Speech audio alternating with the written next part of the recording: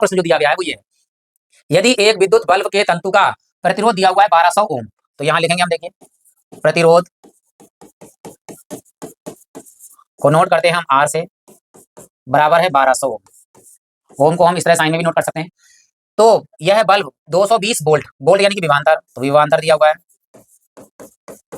विभवांतर V बराबर 220 volt, volt भी लिख सकते हैं, या इसको हम V से भी नोट कर सकते हैं। कह रहा है स्रोत से कितनी धारा प्रवाहित हुई, धारा का मान ज्ञात करवा रहा है, धारा I,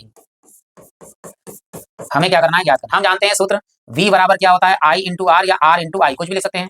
I का मान निकालना है तो R गुणे में कहाँ चला जाएगा, बटे में, तो हम डायरेक्ट सूत्र लगा सकते हैं, I बराबर V बटे में क्या लिख देंगे, R, I बराबर हो गया V अपॉन R।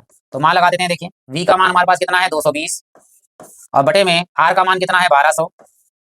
सबसे पहले 0 से 0 तो कैंसिल कर दीजिए यहाँ पर, अब 2 से काट लीजिए, 2 1 कम 2, 2 1 कम 2, और यहाँ कटेंगे 2 छंग 12 और 0 यानी 60 आ गया। I बराबर हमारे पास हो गया 11/60, और 60 से भाग कर दिए ताकि धारा का मान हमें पॉइंटों में प्राप्त हो जाए।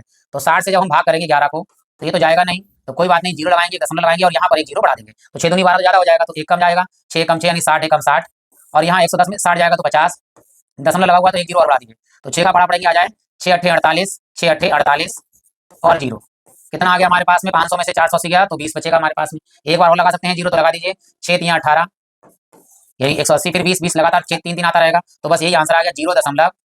अगर 2 अंकों तक है तो 1 8 लगा दीजिए, और धारा का मात्रक क्या होता है, एम्पियर, धारा का मात्रक एम्पियर। तो ये इस सवाल का जो है वो आंसर आ गया, धारा हमें आई है 0.1।